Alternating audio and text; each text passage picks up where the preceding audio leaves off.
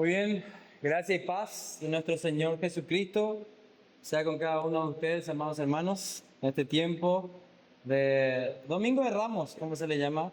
Quiero invitarles a meditar en la palabra del Señor en Mateo capítulo 21.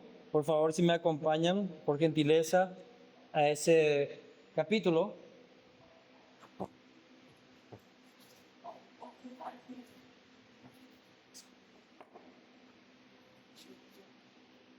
Mateo capítulo 21, lo que se conoce como la entrada triunfal en Jerusalén, versículo 1 en adelante.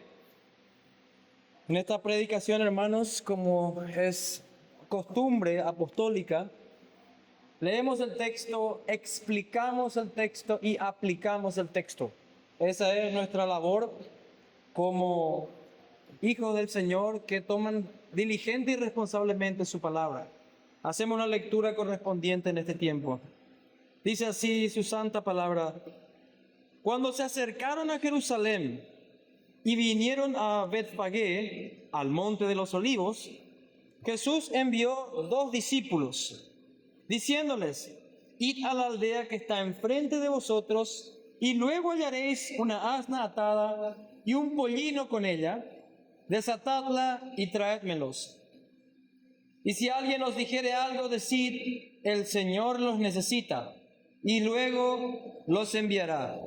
Todo esto aconteció para que se cumpliese lo dicho por el profeta cuando dijo: decid a la hija de Sión, he aquí, tu rey viene a ti, manso y sentado sobre una asna, sobre un pollino, hijo de animal de carga. Y los discípulos fueron e hicieron como Jesús les mandó, y trajeron el asna y el pollino, pusieron sobre ellos sus mantos, y él se sentó encima. Y la multitud, que era muy numerosa, tendía sus mantos en el camino, y otros cortaban ramas de los árboles y las tendían en el camino. Y la gente que iba delante y la gente que iba detrás aclamaba diciendo: Hosana al Hijo de David. Bendito el que viene en nombre del Señor. Hosana en las alturas. Cuando entró él en Jerusalén, toda la ciudad se conmovió, diciendo: ¿quién es este? Y la gente decía: este es Jesús, el profeta de Nazaret de Galilea. Que el Señor bendiga su palabra en medio nuestro, hermanos. Hermanos, en este tiempo, recordemos un poco de que venimos estudiando lo que es el reino de Dios. Para ello hemos hablado un poco del decreto del reino de Dios en las bienaventuranzas. Y hoy entramos en un tema bastante específico, que es la entrada triunfal de nuestro Señor Jesucristo. Ahora, como una introducción, les recuerdo de que en este tiempo el pueblo estaba esperando aquel Mesías, aquel Salvador, aquel héroe que iba a venir a rescatarles, número 1, de la opresión romana, y número 2, aquel rey que había sido prometido, que vendría de la casa de David, del rey David. Se hizo un pacto con David, se le había dicho que vendría de él un rey cuyo reinado no tendría fin, y sabemos que pasó tristemente en la historia de David y su familia. Pelea tras pelea, el reino dividido, llevados a diferentes lugares de exilio, a Siria y Babilonia, el reino dividido, 400 años de silencio. Llega Jesús en un tiempo donde ya hubo muchas personas que se habían presentado como, entre comillas, Mesías, pero habían fallado. El pueblo estaba ya listo, maduro para recibir a este Mesías, pero, hermanos, ellos querían un Mesías conforme a su corazón. Ellos querían ciertamente ya dejar de ser esclavos de Roma. Querían las glorias pasadas de Josué en Canaán, guerra y triunfo en la tierra prometida. Querían un Moisés libertador que les sacó de Egipto. Querían un rey David cuyo imperio, cuyo reinado se conocía hasta los confines de la tierra. Querían ese periodo de gloria que volviese con todo. Ese era el anhelo que tenía este pueblo. Y no era un mal anhelo, era un anhelo muy lindo, el querer regresar a un tiempo mejor. Pero el Señor tiene sus tiempos y su forma de cómo Él obra en su reino. Recordemos que el reino empieza con Adán, se le da la administración de toda la creación, luego pasa por el tiempo de Noé, el tiempo de Abraham, ya el Señor decide establecer un reino, mostrar una nación con Abraham, el reino ya ahora empieza a tomar forma de nación con Abraham, Moisés y David, con esos diferentes líderes, para cuando llega Jesús, todo el mundo está esperando a aquel varón que se le prometió a Adán, el postrer Adán, Cristo Jesús, a Noé, que vendría aquel también que restauraría toda la creación. A Abraham se le prometió que de él vendría la descendencia divina. A Moisés se le dijo que vendría un profeta mayor que él. Y como ya dije recién, a David se le prometió un rey que vendría de su familia. Este es el tiempo en el cual estamos leyendo un poco esta entrada triunfal. Y en este primer punto, quiero hablar un poco con ustedes de este evento. Hermanos, este evento que es la entrada triunfal de Jesús, sabemos cómo se interpreta en nuestra cultura, aquí en Paraguay y en muchas partes del mundo. Se interpreta como un evento a veces hasta supersticioso, a veces hasta de mera tradición, aunque yo no estoy en contra de la tradición siempre y cuando no viole los principios de la palabra del Señor, todo bien para con eso. Acá hay una tradición bautista, hay tradiciones pentecostales en otras iglesias. La tradición en sí misma no es mala, por más de que hayan sido hombres organizándola. La tradición es mala cuando se quiere poner al mismo nivel que la palabra o por encima de ella. Es ahí donde la tradición ya no está cumpliendo su función. Tenemos tradiciones familiares, como vamos a cocinar a lo mejor el chipapo, que se viene en este tiempo, una linda tradición familiar, se pasa tiempo en familia, se hacen diferentes moldes, lindas tradiciones. Pero hermanos, hay gente que solamente irá hoy a la iglesia en todo el año, que nunca escuchará un versículo bíblico, que irá solamente con un objeto en la mano y a lo mejor, sinceramente, irán a la iglesia buscando una bendición, buscando un alivio, buscando algo. Solamente ellos y el Señor saben qué están buscando. Pero hermanos, en este tiempo, este evento que está pasando aquí no es una oportunidad para ir a bendecir nada más un objeto y llevarlo como amuleto de la suerte, sino es un tiempo para recordar lo que el Señor ha hecho. En este primer punto quiero recordarles de que la entrada triunfal de Jesús, el Rey, es un tiempo que ya fue profetizado en nuestro texto central, Mateo. Recordemos que Mateo escribe a judíos quienes estaban muy interesados en profecías bíblicas. La profecía está en Zacarías capítulo 9, versículo 9, que habla justamente de que el Rey humilde y manso llegaría a la ciudad santa, Jerusalén, llegaría con el propósito, hermano, de anunciar su reino, con el propósito de tener una entrada triunfal, y llegaría, ¿por qué en un asno y no en un caballo de guerra? Hermanos, recordemos que el reino de Dios no viene originalmente de idea humana, no viene de este mundo, pues Cristo dijo, mi reino no es de este mundo, no empezó en este mundo. Si bien su reino viene aquí, pedimos que venga aquí en el Padre nuestro, venga tu reino, no empezó aquí. Por lo tanto, no tiene la misma filosofía, la misma característica que un reino terrenal. Un rey cuando va a conquistar otra ciudad llega en su caballo de guerra. Llega con honor, con esplendor, con todo su séquito, con todo su grupo, con toda su embajada. Hermanos, Cristo, si bien tuvo su heraldo, su mensajero que preparó el camino, Juan el Bautista, llega como un rey manso y humilde, donde dice en el versículo 5, decid a la hija de Sión, he aquí tu rey viene a ti, manso y sentado sobre una asna, sobre un pollino, hijo de animal de carga. Hermanos, este evento que estamos viendo en este primer punto es un evento que fue profetizado. Es la profetizado, ya se dijo anteriormente.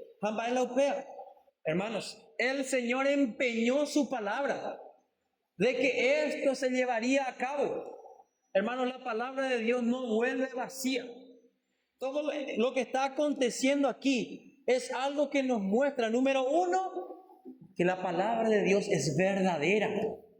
Que lo que hoy estamos leyendo y escuchando, hermanos, viene de Dios. Es imposible, hermanos, matemáticamente hablando, que tantas cosas se cumplan. Las probabilidades son casi nulas, cero. Es absurdo que tantas profecías se cumplan. Hermano, hasta nuestro pronóstico del día, domingo te dice que el martes, el lunes va a llover y no llueve. Se equivocan en las predicciones. Pero la palabra de Dios que da profecías, que son, también hay algunas que son profecías futuras, como esto que aconteció, no falla. Y nos da la garantía y el sello de que Dios está a cargo de lo que Él empezó. Porque lo que Él empezó, hermanos, la va a terminar.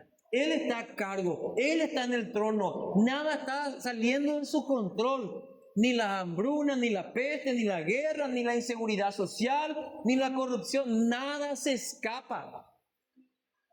Su control es tan detallado hasta que sabe qué animal montará el rey cuando entra a la ciudad. Ese es el rey, hermanos, a quien le oramos todos los días. El que conoce nuestra necesidad, el que conoce nuestras penas, el que conoce nuestras carencias, el que conoce el pecado que aún no podemos extirpar de nuestra vida y por el cual clamamos, Señor, ayúdame a vencer este pecado. Él conoce. Hebreo dice que Él es un sacerdote que entiende, es compasivo, es misericordioso. Este evento, hermanos, me muestra, número uno, que la palabra de Dios es lámpara a nuestros pies. Que la palabra de Dios por la fe, la fe viene por el oír y el oír de la palabra, dice Romanos 10. Hermanos, la palabra de Dios es lo que nosotros venimos a atesorar hoy. No una plantita, hermanos. Venimos a escuchar su santa palabra, que es la que ilumina nuestro camino, que es la que viene bajo la supervisión del Espíritu Santo. Pues 2 Timoteo 3:16 dice que toda escritura es inspirada. Upeas dice, hermanos, que viene de Dios, del aliento de Dios. Y es útil, dice. Y luego nos dice para qué es útil. Y luego nos dice la finalidad de que es para hacernos enteramente capacitados. Para conocer a Dios, para servir a Dios, para escucharle a Él. Lo que hoy, hermanos, venimos a hacer por algo que, hermanos, acá no tenemos un altar.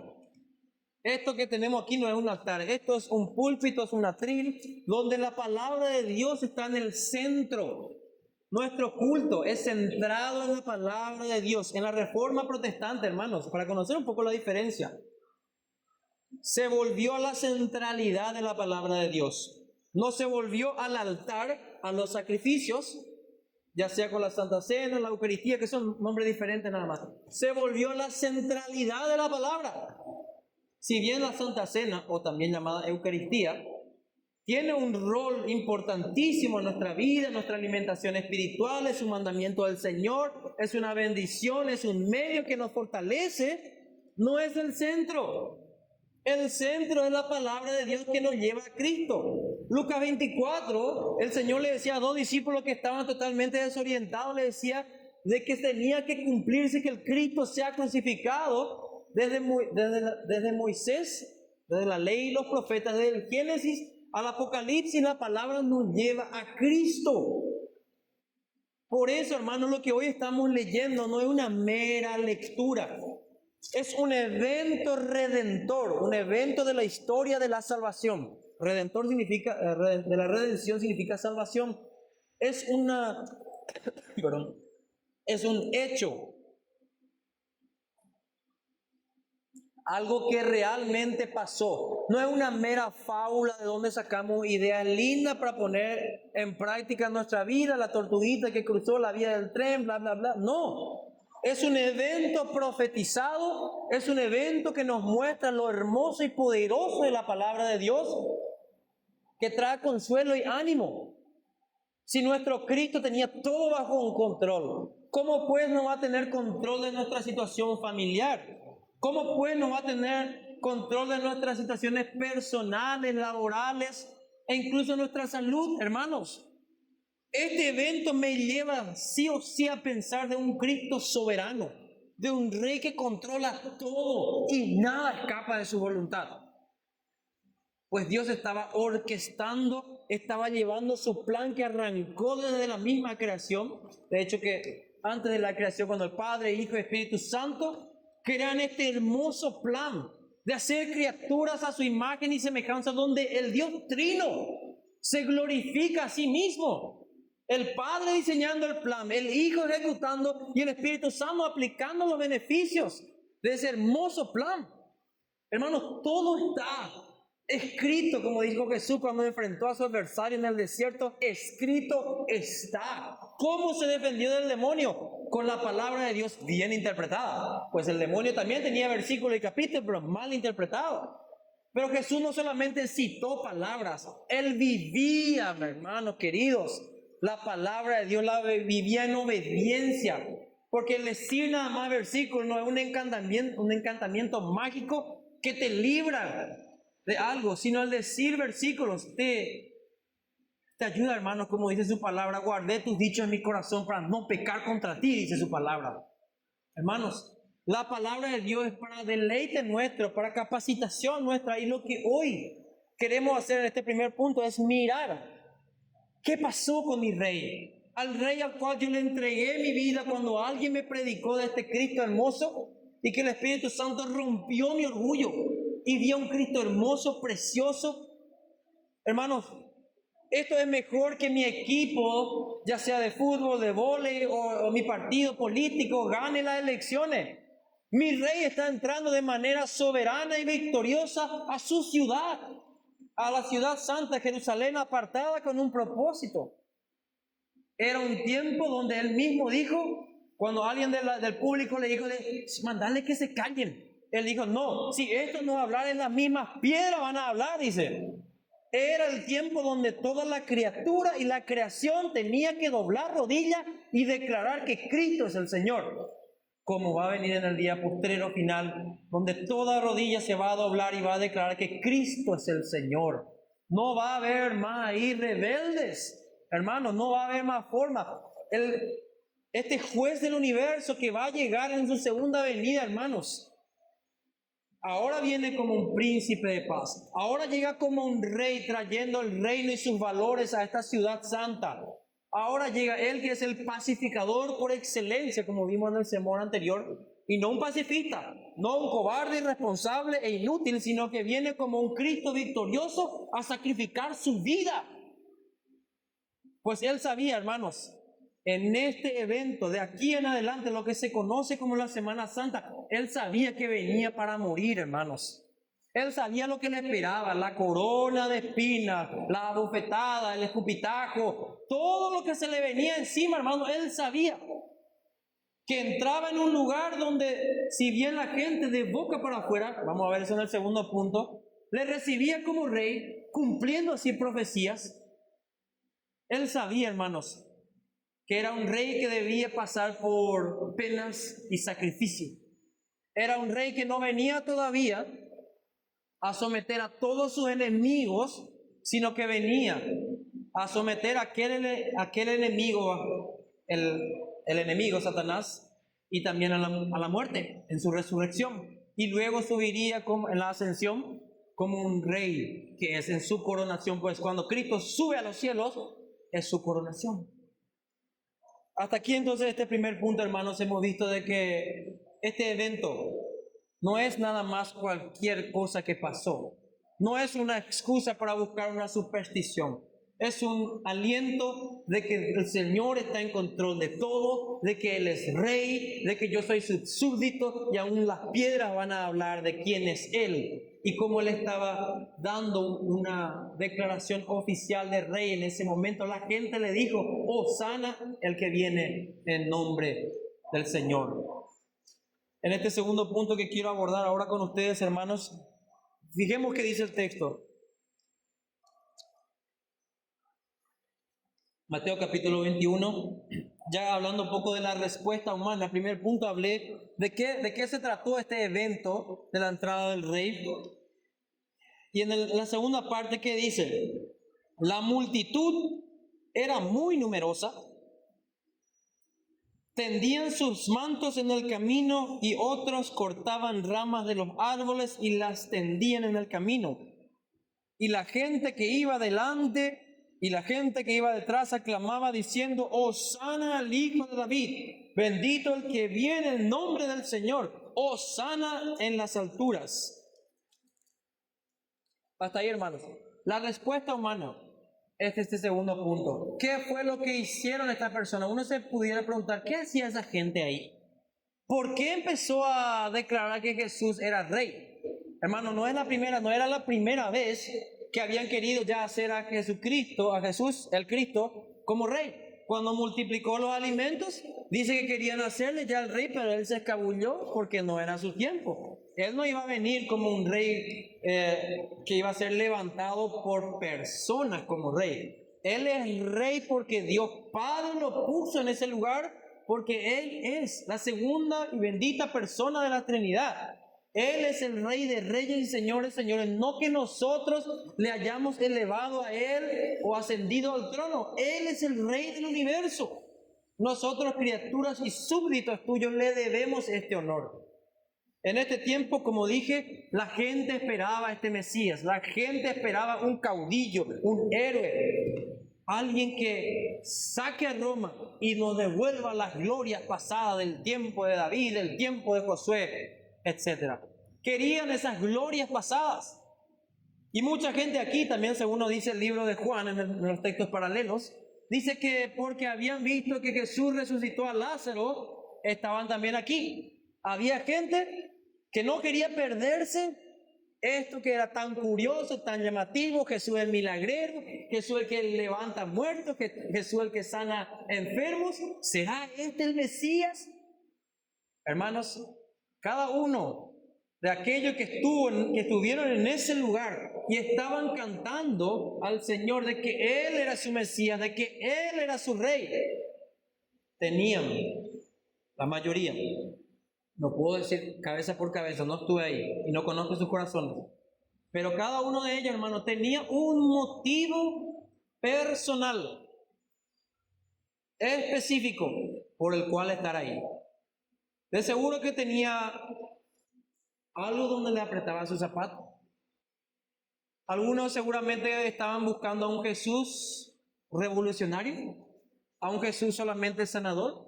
Así como Jesús sanó a los leprosos, 10 leprosos, pero solamente uno volvió y le dio gracias.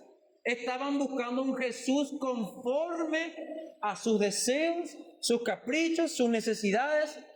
Hermanos, nosotros no venimos hoy primariamente a buscar nuestras necesidades.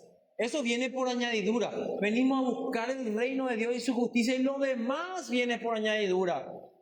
Por eso acá nos decimos: noche de milagros, venga. Nuestro foco no es la sanidad, es proclamar a Cristo. Si Cristo sana, gloria al Señor, y por eso oramos, eso anhelamos y oramos en fe. Si Cristo quiere prosperarte, gloria al Señor, da sabiduría, da oportunidades.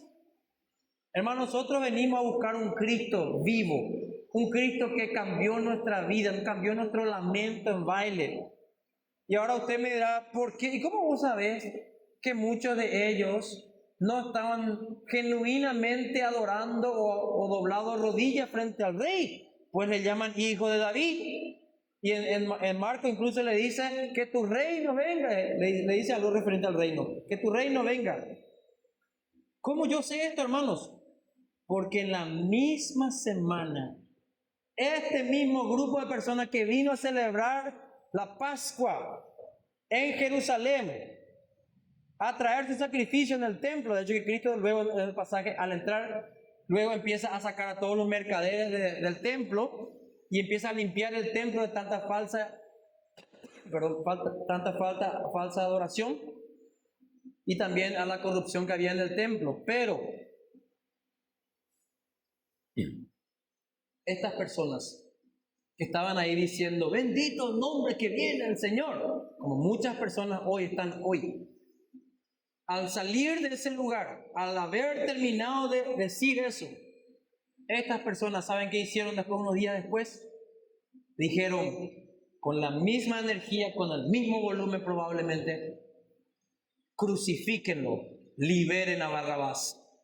Este mismo grupo de personas, cuando el Jesús no trajo el reino que ellos esperaban o como ellos creían, son los mismos que luego dijeron, liberad a nuestro caudillo. Él sí nos va a sacar de la opresión de Roma, porque había sido capturado. Él sí, ese es el libertador que yo quiero. Pepo y Barrabás, y ese mentiroso que me ilusionó, milagrero, sanador, no me interesa. Hermanos, pidieron la cruz de Jesús. Esta misma gente que dijo, bendito que viene el nombre del Señor, que tiró su ropa, cortó la ramita, iba adelante y detrás, aleluya, gloria a Dios. Este mismo grupo, hermanos, pidió su cabeza, pidió el peor instrumento de crueldad y de tortura de la época. Prefirió a un criminal político de guerra que representaba sus valores. Ahí nos vemos que el corazón de este pueblo no era el Cristo vencedor lo que quería. Quería un caudillo político. Quería alguien que le saque de su problema inmediato. Pero Cristo vino como rey a solucionar nuestro peor problema, hermanos, que era el pecado. Éramos esclavos del pecado, hermanos. Vino como rey a someter el poder del pecado sobre nosotros. Vino a someter nuestros pequeños reinitos que tenemos en nuestro corazón, donde nosotros queremos sentarnos en ese trono y hacer lo que a nosotros se nos plazca la gana. ¿Y qué me interesa lo que dice la Biblia? Él vino a poner sus pies sobre esos pequeños reinados que son reinados perdedores en el día del juicio final, hermanos.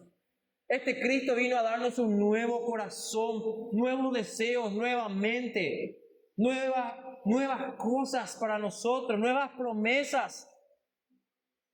Nuevas en el sentido que ya se había prometido antes, nuevo pacto. Hermanos, este Cristo vino como un libertador y la gente no entendió.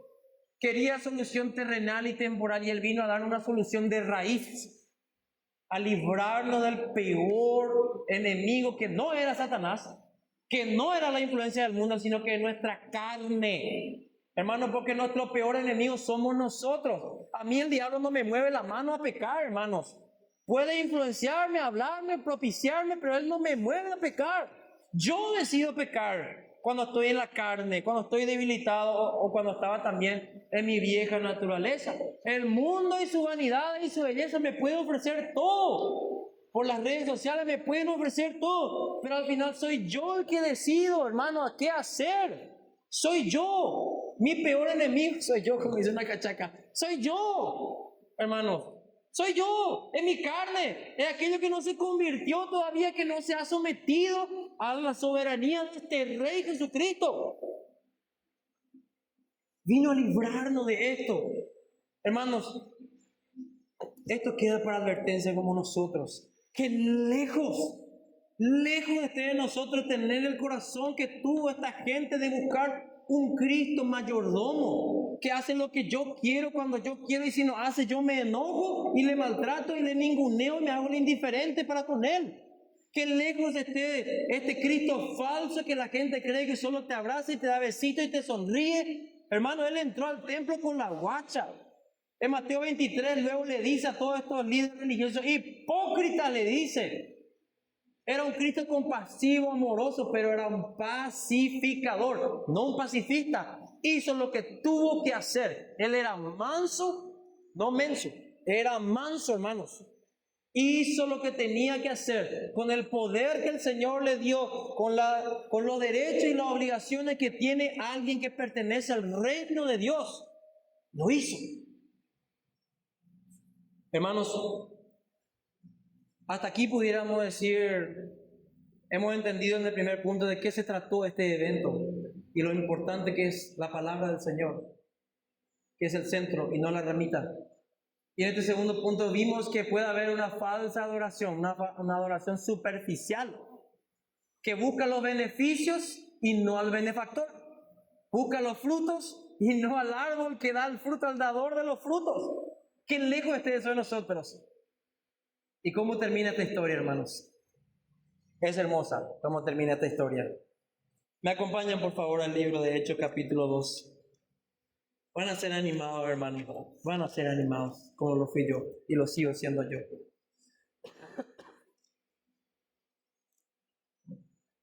Este mismo grupo, hermanos, que mandó crucificar a nuestro Señor Jesucristo.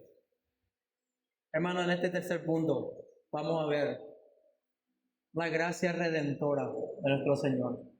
El favor que el Señor mostró para gente que no merecía, que le mandó crucificar, que le dio una adoración falsa, superficial y terrenal e interesada. ¿Qué pasó en Hechos 2? En el tiempo de Pentecostés vino mucha de la misma gente, sabe el Señor si fue cabeza por cabeza. Vino esta gente, hermanos, a celebrar la fiesta de Pentecostés, una tradición que busca la piedad, gloria al Señor, celebra algo que pasó en la historia de la redención.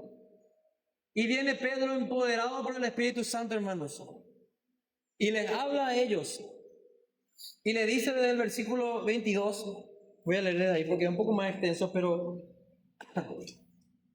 les dice: varones israelitas, ustedes que dijeron Hosana y después dijeron crucifíquenle.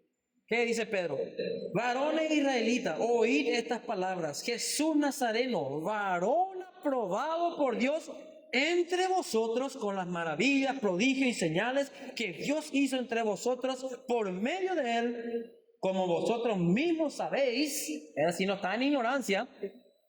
Este fue entregado por el determinado consejo y anticipado conocimiento de Dios. Es decir, lo que le pasó a él en la cruz ya estaba planificado desde la eternidad pasada para rescatarnos, hermano. Jesucristo ya había sido profetizado. Isaías 53 fue molido por nuestras transgresiones.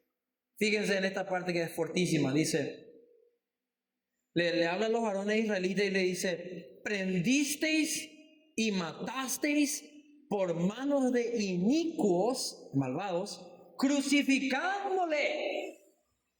Qué terrible momento, hermanos. Estas personas que dijeron Hosana y después dijeron crucifíquenle, vienen otra vez como si nada pasó en Pentecostés, y viene el varón de Dios, el profeta de Dios, Pedro, y le dice: Pepe yucá cuequirito, a través de la mano de impío. ¿Cómo? Pues si este era nuestro compatriota, nuestro Mesías, ustedes le mataron, le mandaron crucificar, la peor tortura de la época, hermanos. Hasta ahí parece algo terrible, parece que solamente viene la guacha sobre ellos. Sigue, hermanos, se viene el gozo, se viene la victoria. A este prendiste, mataste por mano de inicuo. Versículo 24, al cual Dios levantó, sueltos de los dolores de la muerte, por cuanto era imposible que fuese retenido por ella. Luego Pedro habla de una profecía. Pues a los judíos vos tenés que hablarle con profecía para convencerlos, persuadirles de algo. Por eso le habla de la profecía que el cuerpo de Cristo no quedaría ahí, de que sería levantado y de que no permanecería ahí, que sus santos no vería corrupción. En el versículo 29, después de que le da la profecía que se cumplió con la muerte y resurrección de Cristo, les dice: varones hermanos. Fíjense cómo le llama Pedro, qué astuto, qué manso. Lo último que le quisiéramos llamar a alguien que nos ha hecho tanto daño es hermanos. Puede ser que sea compatriota. Varones hermanos, se os puede decir libremente del patriarca David, que murió y fue sepultado. Perdón, aquí está explicando lo que es la profecía que le había dicho.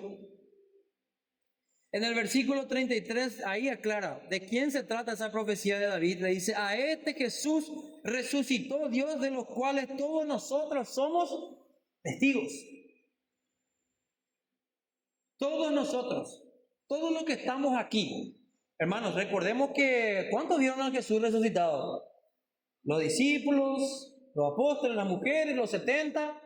Y dice 1 Corintios 15, más de 500 personas vieron al Cristo resucitado, de los cuales muchos estaban ahí y ya habían creído, pero otros que no, se le está hablando a ellos. A así que exaltado por la diestra de Dios y habiendo recibido del Padre la promesa del Espíritu Santo, ha derramado esto que vosotros veis. Pues ellos estaban hablando nuevos idiomas. Ahora, en el versículo 37, donde quiero llegar, estas personas que están siendo confrontadas con su pecado, le mataste y le crucificaste, están siendo instruidas de que Cristo era el varón prometido de las profecías. Ahora dice lo siguiente, versículo 37, al oír esto, ¿quiénes? Aquellos que dijeron Hosana, aquellos que dijeron crucifíquenle, aquellos que fueron ahora reprendidos por Pedro y también explicado la profecía. ¿Qué dijeron? ¿Qué pasó con ellos? Al oír esto se compungieron de corazón. Hermanos, les perforó el corazón. Así vino el Espíritu Santo sobre ellos y les clavó. Eso es ser compungido, donde no puede evitar. Vino un arrepentimiento fortísimo en ellos. Y dijeron a Pedro y a los otros apóstoles, varones, hermanos, ¿qué haremos? Les recuerdo algo. En Mateo 27, cuando Pilato le dice, yo no he hallado falta en este Jesús, no hay nada. Ellos que estaban en la multitud pidieron otra vez, los líderes religiosos pidieron otra vez, crucifíquenlo, su sangre, la sangre de Cristo sea sobre nuestras cabezas y nuestros hijos, dijeron. Estaban llamando sobre sí maldición si lo que estaban haciendo estaba mal. Así usaron en frente de Pilato. Y Pilato dijo, bueno, listo, ahí ya está, ya lo que yo quería escuchar, ya no va a venir sobre mi maldición por haber matado a sobre ustedes, voy a declararte. Y claro que al escuchar de que estaban totalmente equivocados, tienen temor de la maldición de Dios que viene sobre ellos. ¿Qué vamos a hacer? Vaya puta. Ya estamos condenados, ¿qué vamos a hacer? Ahí le dice Pedro, arrepentíos y bautícese cada uno de vosotros en el nombre del Señor Jesucristo para perdón de los pecados y recibiréis el don del Espíritu Santo que ellos vieron, que ellos recibieron. Porque para vosotros, vos que te declaraste maldito, que su sangre esté sobre vos, para vosotros, pueblo del pacto, para vosotros que estás escuchando este mensaje y que te has arrepentido de tu pecado, para vosotros es la promesa, para vuestros hijos y para todos los que están lejos y para cuanto todo el Señor nuestro Dios llamare. Y con otras muchas palabras testificaba y les exhortaba diciendo, sed salvos de esta generación perversa. ¿Y qué pasó? Así que los que recibieron su palabra, no dice todos lo hicieron, los que recibieron la palabra que Pedro dio en ese momento, se bautizaron, se añadieron aquel día 3,000 personas y perseveraron en la doctrina de los apóstoles, en la comunión con los unos con los otros, en el partimiento del pan y las oraciones. Ahí está la gracia del Señor, hermanos. Hermanos, no importa lo terrible que hayas hecho en tu vida, el Señor hoy, al igual que a estas personas que dieron una falsa adoración, no, lo que dijeron era correcto, hijo de David, lo dijeron y se cumplió la profecía que iban a decir, pero no lo dijeron con un corazón en fe. Si este eras vos, hermanos, gloria al Señor, que te dio el verdadero arrepentimiento y la fe genuina. Si este sos vos hoy, que todavía seguís al Cristo de una manera superficial, el Señor nos llama hoy a arrepentirnos de nuestros pecados, a confiar en Jesús, de que hay perdón, hay gracia, hay restauración. Estos fueron restaurados e hicieron lo peor, mataste y crucificaste al autor de la vida. Pregunto yo, ¿hemos nosotros también hecho eso? Sí, hermanos. Con cada pecado que yo he contribuido a que mi Cristo vaya a esa cruz. Tengo sangre en mis manos también. Cada pecado que he cometido, ha llevado a la necesidad de que Cristo vaya a esa cruz. No solo los líderes fariseos, no solo el pueblo idólatra y superficial que mandó crucificar, que quería un Jesús a su conveniencia y que prefirió a Barrabás, sino nosotros también hemos contribuido a que este varón inocente vaya a cordero como al matadero. Cada uno de nosotros, hermanos, tiene esta cosa que ellos dijeron: su sangre sea derramada sobre nuestras cabezas.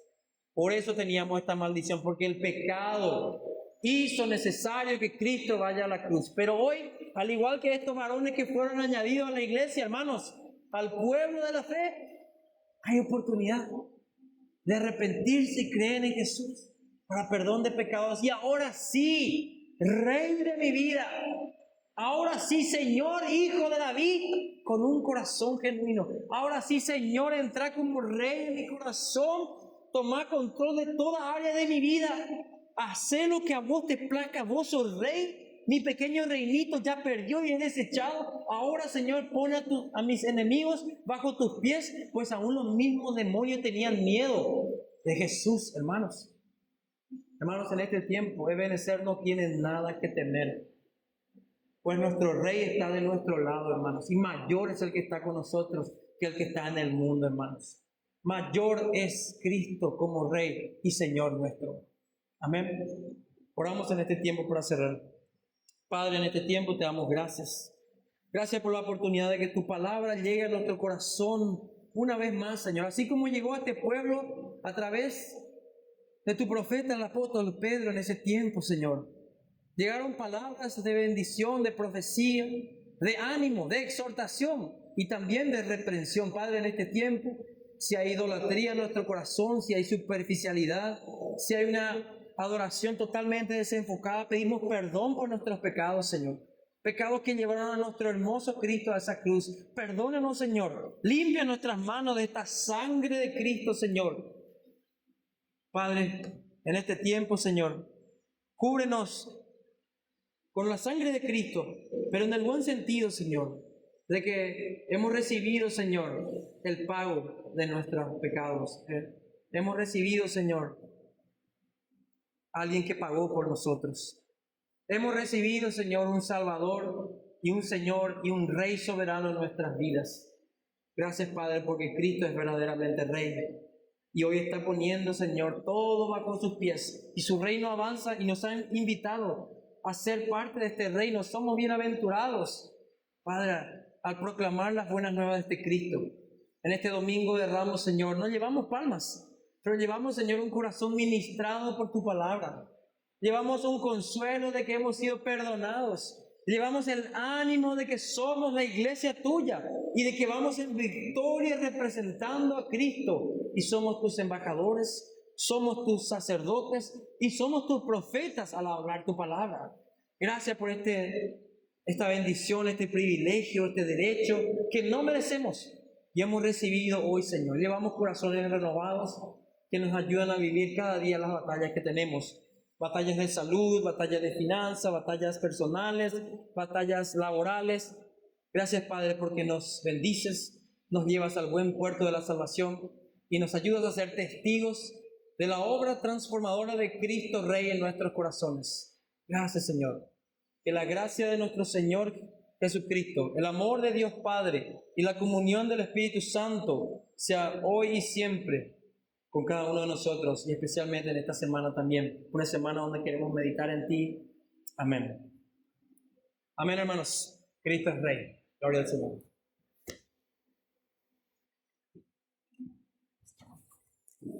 Quiero dar un pequeño anuncio nada más.